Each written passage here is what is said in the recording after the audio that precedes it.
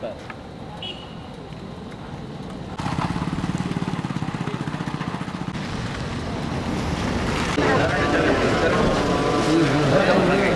Phone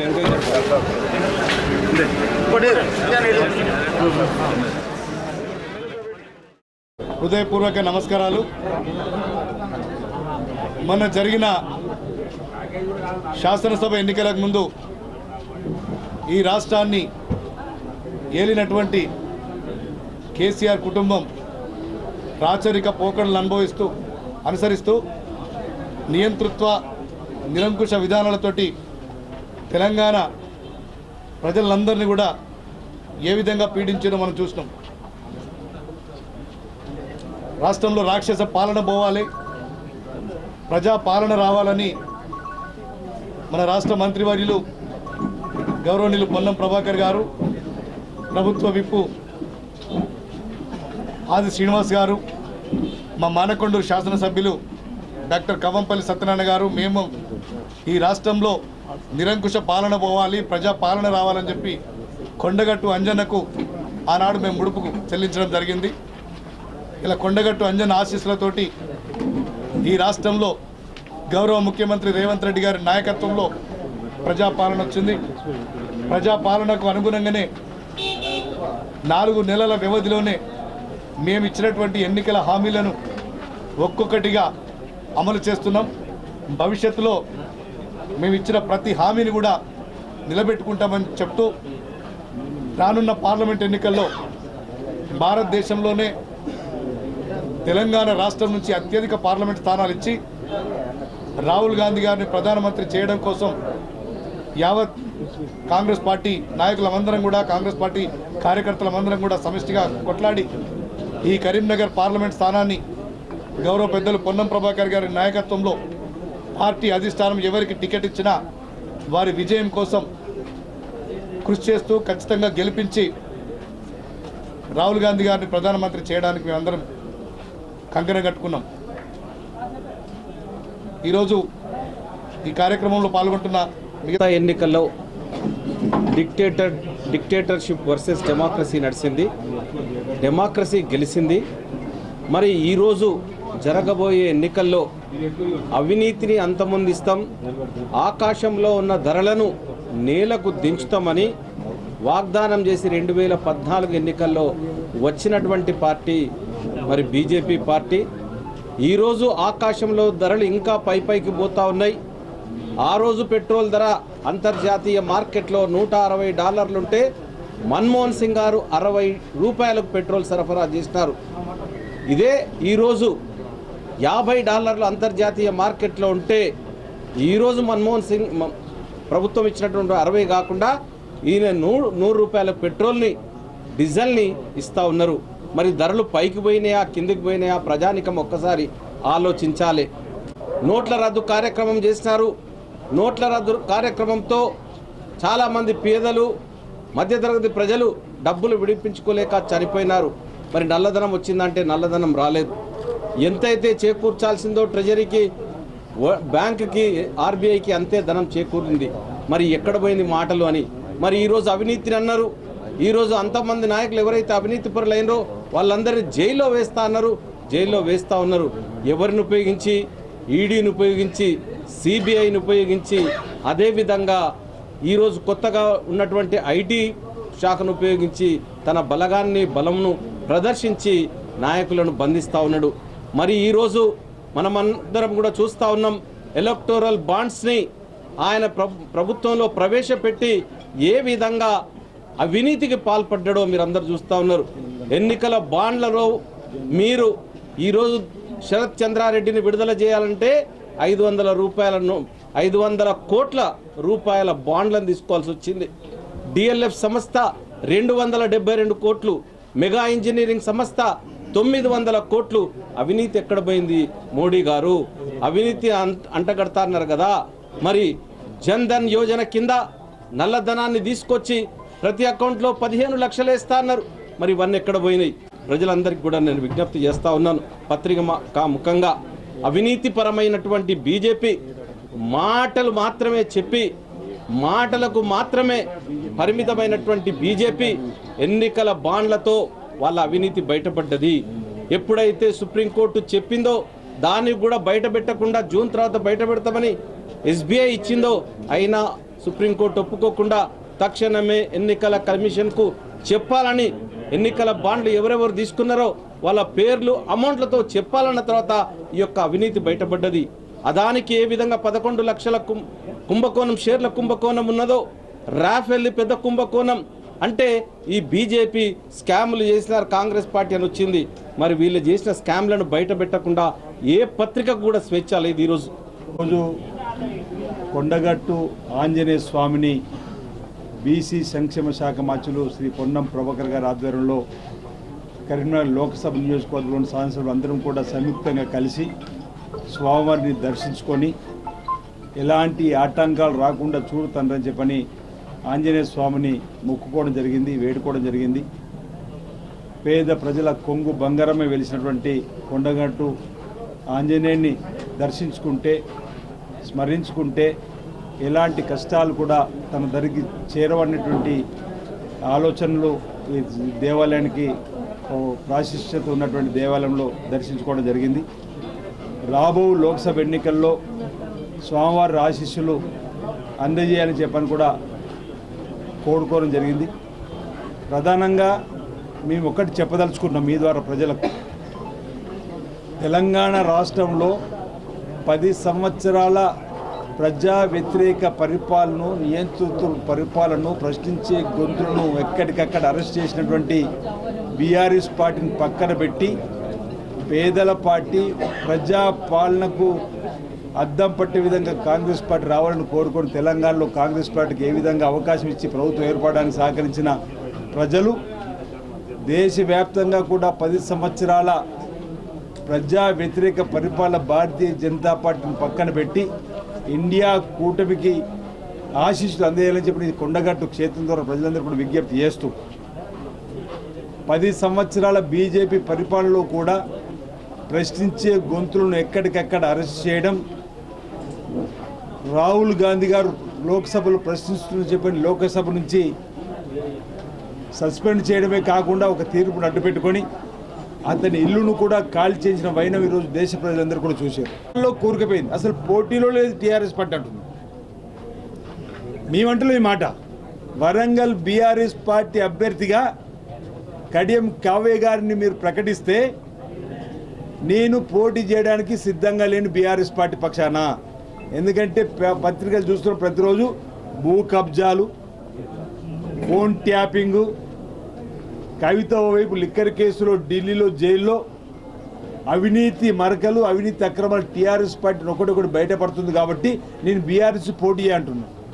KTR గారు, కేసీఆర్ గారు ఎక్కడికి వెళ్ళినా ముఖం చాటేస్తున్నారు. స్థానిక శాసనసభ్యులు, స్థానిక పార్లమెంట్ సభ్యులు ఏకంగా పార్టీలే మారిపోతున్నారు. దీనికి కారణం గత ఎన్నికల్లో బీఆర్ఎస్ పార్టీ సర్కార్ను కోల్పోయిన తర్వాత కేసీఆర్ గారు మనోధైర్యం కోల్పోయి అసెంబ్లీ నడుస్తున్నప్పుడు కూడా రాలేకపోయిన పరిస్థితుల్లో ఎంపీలందరూ కూడా మనోధైర్యం కోల్పోయిండు. ఫామ్ హౌస్కి ఇంటికి పరిమితమైంది. కాబట్టి మా దారి మేము వెతుక్కోవాల్సిందే. ప్రజాసేవలు ఉండాలంటే ప్రజలకు దగ్గర ఉన్నటువంటి ప్రజా సంక్షేమం కావిస్తున్నటువంటి కాంగ్రెస్ పార్టీ పక్షాన ఉండాలని చెప్పి కోరుకుంటూ మరి వాళ్ళందరూ కూడా కాంగ్రెస్ పార్టీకి వస్తున్న పరిస్థితి కూడా ఈసారి గమనించమని ప్రజలందరూ కోరుతూ రాబో ఎన్నికల్లో, లోక్సభ ఎన్నికల్లో కాంగ్రెస్ పార్టీ అభ్యర్థులను గెలిపించవలసిందిగా ప్రజలందరూ కూడా మేము ఈ సందర్భంగా విజ్ఞప్తి చేస్తా ఉన్నాం. అందరికీ మా దేవుడు నమస్కారం. అత్యంత బలవంతుడిగా ధైర్యం ఇచ్చేటువంటి కొండగట్టు అంజన్న ఆశీర్వచనం తీసుకొని రాబోయే లోక్సభ ఎన్నికల్లో కరీంనగర్ లోక్సభ నుంచి కాంగ్రెస్ పార్టీ అభ్యర్థిని గెలిపియమని ఆ భగవంతుని ప్రార్థించుకొని ఈరోజు మీ ద్వారా కరీంనగర్ లోక్సభ నియోజకవర్గ ప్రజలందరికీ విజ్ఞప్తి చేస్తూ ఉన్నాం. కాంగ్రెస్ పార్టీ శ్రేణులందరికీ కథన రంగంలోకి నడవమని, మన ప్రభుత్వం ప్రజాపాలన ప్రభుత్వం గత 4 నెలలుగా ఇచ్చిన వాగ్దానాలు ఒకటికొకటి తీసుకొని ముందుకు పోతూ ప్రజలకు సంబంధించి అనేక కార్యక్రమాలు తీసుకొని పోయే సందర్భంలో ప్రజల దగ్గరికి వెళ్ళి నేరుగా ధైర్యంగా కాంగ్రెస్ పార్టీని గెలిపేయమని అడిగే విధంగా కార్యకర్తలు కార్యాచరణ తీసుకోవాలని సందర్భంగా కోరుతా ఉన్నాం. నలుగురం శాసనసభ్యులం కరీంనగర్ లోక్సభ నియోజకవర్గానికి, ముగ్గురు పోటీ చేసిన అభ్యర్థులు, మాజీ శాసనసభ్యులు, మండల గ్రామ స్థాయి పట్టణ స్థాయి దాకా బూత్ స్థాయి దాకా ఉన్నటువంటి నాయకత్వం అందరం కూడా ఐక్యంగా పార్టీ అధిష్టాన వర్గం నిర్ణయించిన అభ్యర్థిని తీసుకొని అభ్యర్థి నిర్ణయం కాగానే అసెంబ్లీ నియోజకవర్గ స్థాయి సదస్సులతోటి దాని తదుపరి మండల స్థాయి లోపల గ్రామ స్థాయి లోపల ఎవరి నియోజకవర్గాల్లో వాళ్ళు ఎవరి బూత్ వాళ్ళు గెలవాలనే నినాదంతో ఇలా మేమెవ్వరం ఎంత పెద్ద నాయకులమైనా వాళ్ళ బూతులలో ఈ నియోజకవర్గంలో దాదాపు 2500 బూతులల్లో మెజారిటీ బూతులు గెలవాలి, నేనైతే అన్ని బూతుల్లో గెలవాలి అనే ఆలోచనతో కార్యాచరణ తీసుకొని ముందుకు పోతా ఉన్నాం. మాకు హక్కు ఉంది. 5 సంవత్సరాలు బండి సంజయ్ పార్లమెంట్ సభ్యులు, 5 సంవత్సరాలు వినోద్ కుమార్ గారు పార్లమెంట్ సభ్యులు. నేను అభ్యర్థి కాకపోయినా కాంగ్రెస్ పార్టీ తరఫున నేను కూడా 5 సంవత్సరాలు పార్లమెంట్ సభ్యుని. ఇలా పోటీలో వాళ్ళిద్దరు ఉన్నారు, నేను పోటీలో లేకుండా నా పార్టీ అభ్యర్థి ఉన్నాడు. మేము బహిరంగంగా చర్చకు సవాల్ చేస్తూ ఉన్నా. ఈ నియోజకవర్గ ప్రజలకు మీరు 5 సంవత్సరాల కాలంలో ఏం చేసిరో శ్వేతపత్రం రూపంలో చర్చకు వచ్చే ధైర్యం లేకపోతే శ్వేతపత్రం రూపంలో ప్రజలకు చూపెట్టండి. మేమేం చేసినామో ఈ నియోజకవర్గంలో ప్రజల ముందు మేము ఉంచుతాం. అడిగితే భయపడిపోయి వేరే మాటలు కొంత కింద ఉన్నటువంటి తాపేదారులతో మాట్లాడించడు కాదు, నేరుగా నేను మాట్లాడుతున్న కాంగ్రెస్ పార్టీ పక్షాన మేము 4 శాసనసభ్యులం. మీకు నిజంగా చేతనైతే ఈ నియోజకవర్గం మీద ప్రేమ ఉండి ఈ నియోజకవర్గ ప్రజలకు మీరు అభివృద్ధి చేసినట్టయితే, మీరంతా కూడా చాలా కాలంగా జర్నలిస్ట్ వృత్తిలో ఉన్నారు, మీకు తెలుసు గతంలో కేసీఆర్ గారు కరీంనగర్ ఎన్నికల ప్రచారానికి వచ్చి ఆయన ఒక మాట చెప్పుకుంటూ, అరే నేను ఇన్ని యజ్ఞాలు చేసినా ఇంత పెద్ద యాగాలు చేసినా నేనే పెద్ద హిందువును, నాకంటే ఎవరు పెద్ద హిందుగాలు పొందుగాలంటే దాన్ని ఎన్నికలు నినాదం చేసుకున్నటువంటి గెలిచిన నువ్వు ఆ నినాదం అమలు కొరకు ఈ పార్లమెంట్ నియోజకవర్గంలో ఉన్న కొండగట్టుకు ఏం చేసినావు, వేములవాడకి ఏం చేసినావు, ఏ దేవాలయాలకు ఏం చేసినావు బండి సంజయ్ గారిని అడుగుతా ఉన్నా. కొండగట్టుకి ఏమైనా చేసిండా? ఎన్నికల కొరకు రాముడిని వాడుకొని ఎన్నికల కొరకు హనుమంతుని వాడుకుంటే అదే హనుమంతుని దగ్గరికి వచ్చి, అయ్యా నీ రాముని ఎన్నికల కొరకు నరేంద్ర మోడీ ఫోటోలు పెడతలేరు, పెద్ద రాముని ఫోటోలు పెడుతున్నారు. ఎందుకు రాముని ఫోటోలు? బండి సంజయ్ నువ్వేం చేసినావు చెప్పుకొని ఒట్లు అడుగు. ఇక ఆయన వినోద్రావు ఎన్నడూ అని కలిసేది లేదు, సామాన్యులకి ఇట్లా చేయి కూడా కలిపేది లేదు. చెప్తాను ఇలా సవాల్ చేస్తా ఉన్నాను, లేకపోతే నేను పెద్ద ఆ పార్టీలను తెచ్చినా ఈ పార్టీలను 5 ఏళ్ళు ఏం చేసినావు? 5 సంవత్సరాలు నీకు కాదు, నీకు బోనస్ కూడా ఇస్తా. నీవు కానీ నీకంటే ముందున్న కేసీఆర్ 10 ఏళ్ళల్లో ఈ కరీంనగర్ పార్లమెంట్కి ఏం చేసినావు చెప్పుడు. ఎన్నికల కొరకు వాడుకుండు, తెలంగాణ జనాల కోసం వాడుకున్నావు తప్ప ఈ జిల్లా ప్రజలకు ఈ నియోజకవర్గం ఏం చేసినారో చెప్పమని అడుగుతా ఉన్నాం. ఎన్నికలు రాగానే మళ్ళీ కొత్త వేషాలు వేసుకొని ప్రజలను మభ్యపెట్టడానికి వస్తూ ఉన్నారు. ప్రజలు జాగ్రత్తగా ఉండాలని కోరుతా ఉన్నాం. కాంగ్రెస్ పార్టీ ఇలా తెలంగాణ ఇవ్వడంతో పాటుగా తెలంగాణ ఇవ్వకముందు అధికారంలో ఉన్నప్పుడు కూడా మేము ఏదైనా వాగ్దానం చెప్తే అమలు జరగదుంటే చూపెట్టండి. ఇలా టీఆర్ఎస్ పార్టీని సవాల్ చేస్తూ ఉన్నా, డబల్ బెడ్రూమ్ను కట్టిన ఊర్లలో మేము ఓట్లు అడగం, ఇందిరా ఇళ్ళలు కట్టిన కాదు మీరు అడగకండి. రైతు బంధు గురించి కూడా చర్చ చేస్తున్నారు. రైతు బంధు ఎవరికైనా రానులను పెద్ద రైతులు ఉంటే వాళ్ళు ఓట్లు అడుక్కోని, మేము రైతు బంధు 100% ఒక ఏరియా ఒక సెక్టార్ వరకు ఇచ్చినాం, మిగతా వాళ్ళకు కూడా ఇస్తాం. ఆ ఏరియా లోపల మీరు ఓటు అడిగే హక్కు లేదు.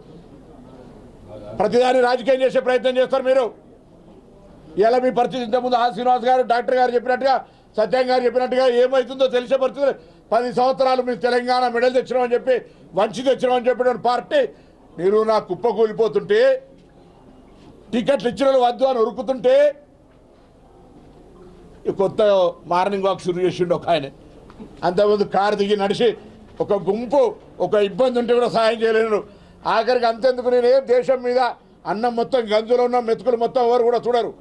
ఒకటి మానవత్వానికి లేదా ప్రజల యొక్క ఆలోచనను స్పందింపజేయడానికి ఒకటి ఆలోచన ఉంటుంది. ఏం ఆలోచన? కొండగట్టు యాక్సిడెంట్ ప్రత్యక్ష నిదర్శనం. ఈ యాక్సిడెంట్ అయితే కేసీఆర్ గారు కనీసం ఒక్కసారి మానవత్వం కొద్ది వచ్చిండా? ఇలా ఏ ముఖం పెట్టుకొని వచ్చినా? నేను అబద్ధం చెప్తానా? ఏ ముఖం పెట్టుకొని ఉట్లాడడానికి వస్తారు?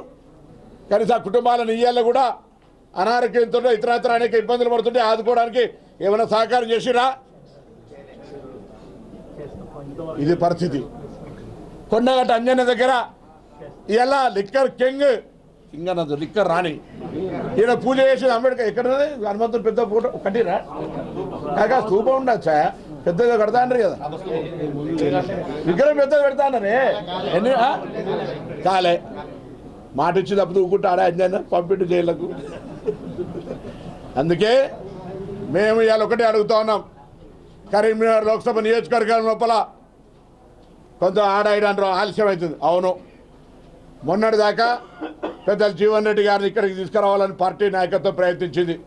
వారు మేమందరం కూడా మాట్లాడినప్పుడు కూడా నేను అక్కడ నిజామాబాద్ నుంచి నా నియోజకవర్గం అనుంది, ఆ 2 నియోజకవర్గాల మెజార్టీతో నేను గెలుస్తా అనే ఆలోచనతో నేను అక్కడ చేస్తా అన్నారు.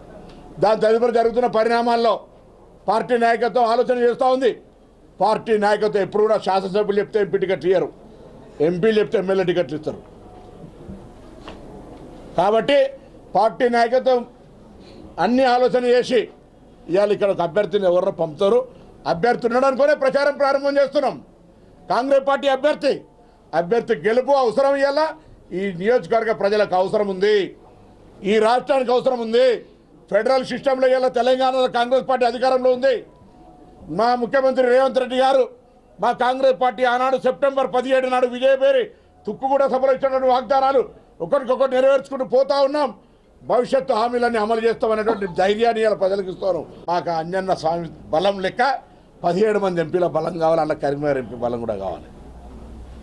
ఇలా కేంద్రంతో మాకు ఘర్షణలే. గతంలో కేసీఆర్ కేంద్రంతో చిన్న చిన్న అంశాలు రాజకీయంగా అంతకుముందేమో అబ్బ నరేంద్ర మోడీ అన్నాడు, దాని తర్వాత గబ్బు నరేంద్ర మోడీ అన్నాడు. కానీ దోస్తాన్ మాత్రం బరాబర్ చేసుకున్నారు. ఢిల్లీలో దోస్తాన్, గల్లీలో కుస్తీ చేసుకున్నారు. పార్లమెంట్లో అన్ని బిల్లులకు సపోర్ట్ చేసిన వీళ్ళు ఇవాళ కూడా రాజకీయ డ్రామా. కవితను ఎందుకు అరెస్ట్ చేయాలని బీజేపీ వాళ్ళని అడుగుతున్నాని జవాబు చెప్పుకోవాలని మేము అరెస్ట్ చేసినామని వాళ్ళకొక మాట. కేసీఆర్కి ఏమో మా బిడ్డను అరెస్ట్ చేసినారని సానుభూతితో ఓట్లాడడానికి ఇద్దరికి ఎజెండా ఫిక్స్ చేసుకున్నారు. ఇదే ఇంకేం లే, మేము అరెస్ట్ చేయంగా దానమా అరెస్ట్ చేయమని మేము చెప్పినామా, లేదు జైల్లో బండి సంజయ్ కొట్టించినట్టు రూగిన కట్టించిన అన్నాము ఎప్పుడన్నా. ఇది పరిస్థితి. అందుకే దయచేసి ఎలా కొండగట్ట అంజన్న సన్నిధి నుంచి కరీంనగర్ లోక్సభ నియోజకవర్గంలో ఉన్న ప్రతి కార్యకర్తను మీ గ్రామాల్లో మీ పోలింగ్ స్టేషన్లలో ఎన్నికల ప్రక్రియను ప్రారంభించండి. నాయకత్వం అందరం కూడా కలిసి 7 నియోజకవర్గాలు ప్రతి మండలానికి వస్తాం. మనం అందరం కూడా కలిసి గట్టిగా ఈ పార్లమెంటులో గెలవడంతో పాటుగా ఒక దశ శాసనసభ్యులు గెలిపించారు, 2వ దశ పార్లమెంటు సభ్యులు, దాని తర్వాత 3వ దశ స్థానిక సంస్థల ఎన్నికల్లో మీ గెలుపు కొరకు మేమందరం కష్టపడాలి. అది దృష్టిలో పెట్టుకొని పోలింగ్ స్టేషన్లలో మెజార్టీ తెచ్చుకునే విధంగా పనిచేసిన తర్వాత వాళ్ళందరికీ స్థానిక సంస్థలు గెలిపే దిశగా మేమందరం కూడా కష్టపడి గెలిపిస్తామనే మాట సందర్భంగా మనం చేస్తూ మరొక్కసారి మీ ద్వారా బండి సంజయ్ గారు, వినోద్ కుమార్ గారు అబద్ధాల ప్రచారం మానుకొని నియోజకవర్గానికి 5 సంవత్సరాలకు ఎంపీగా ఏం చేశారు, లోక్సభ వేదికగా ఏం ప్రశ్నలు అడిగారు, ఈ నియోజకవర్గాలు ఏం లాభం జరిగింది, ఏం సంస్థలు తీసుకొచ్చారు, కేంద్ర ప్రభుత్వం నుంచి ఆ ఉపాధి హామీ అక్షింతల అవి కాదు, మరుగుదొడ్ల ఒరుగుదొడ్ల కాదు, ఎంపీ ల్యాడ్స్ కూడా సంబంధించిన చర్చ చేయరు, అవి తీసుకొచ్చి కూడా పరిస్థితి కాదు. ఇలా నేను ఒకటే మాట అడుగుతాను, ప్రధానమంత్రి నరేంద్ర మోడీ అభ్యర్థినే, మధ్యలో రాముడు ఎందుకు వస్తున్నాడు? రాముడు మా భక్తుడు కాదా? రాముడు రేపు పొద్దున 17 తారీఖు నాడు శ్రీరామనవమి కళ్యాణం మేము చేయమా? మాకంటే గొప్ప చేస్తారా? నిజంగానే అటువంటి మీరు అయితే ఇలా వేములవాడ రాజరాజేశ్వర స్వామికి కేసీఆర్ షెడ్ గోపం పెట్టి నువ్వు కూడా ₹1 దేకపోతుంది. ప్రసాద్ స్కీమ్ కింద కేంద్ర ప్రభుత్వాలకు ప్రసాద్ పథకం ఉంటుంది, దేవాలయాలకు ఇచ్చేది, గది కూడా చేత కాకపోతే నువ్వు సమర్థుడివా అసమర్థుడివా? నీకు నువ్వే ఒక్కసారి ఇంటికి పోయి అద్దంలో ముఖం చూసుకొని నిర్ణయం తీసుకో. ఆనాడేమో భార్య మంగళసూత్రాలు అమ్ముకున్నా అంటే ఈనాడేమో ₹1,00,00,000 ఖర్చు చేయబడుతుంది. ఎక్కడికి వచ్చినాయి నాకు తెలియదు, నేను అంటలేని మాట. నేరుగా కిషన్ రెడ్డి మనుషులు బండి సంజయ్ అవినీతి ఆరోపణలతోటి తొలగించడమని కిషన్ రెడ్డి మనుషులు అంటారు. బండి సంజయ్ గారి మనుషులేమో ఆయన కేసీఆర్ తోటి ప్రతిపాదిత నియమించబడ్డ అధ్యక్షుడు కిషన్ రెడ్డి అని ఈయన మనుషులు అంటారు. అది మీరు నిర్ణయం చేసుకోరు, మేము కాదు, మాకు సంబంధం లేదు, ఇంటర్నల్. ఆయన కిషన్ రెడ్డి బండి సంజయ్ కిషన్ రెడ్డి కేసీఆర్ చెప్తా పాయింట్ అయిందా నువ్వు కరప్షన్ చేసి నిన్ను తీసేసిరా మీరు ఇద్దరు చర్చ చేసుకోరు మాకు సంబంధం లేదల్లా.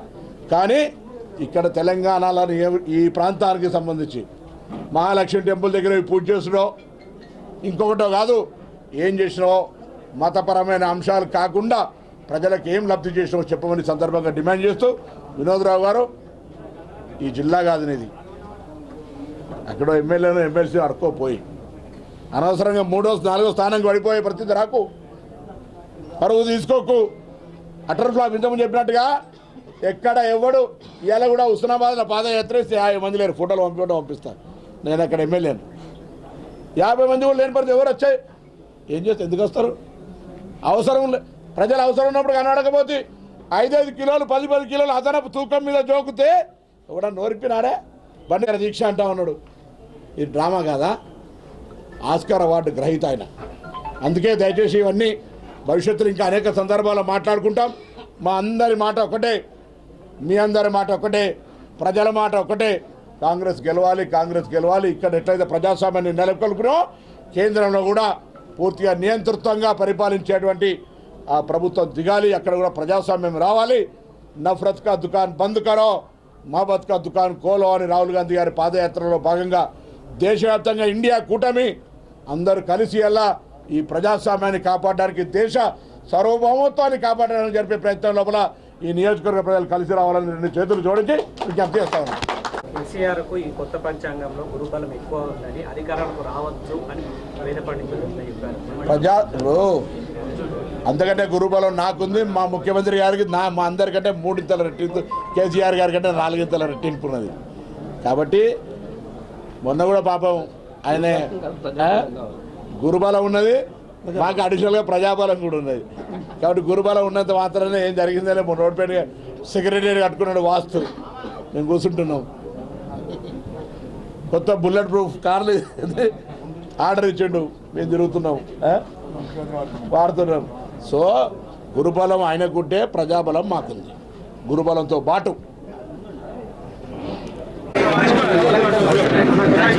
Thank you.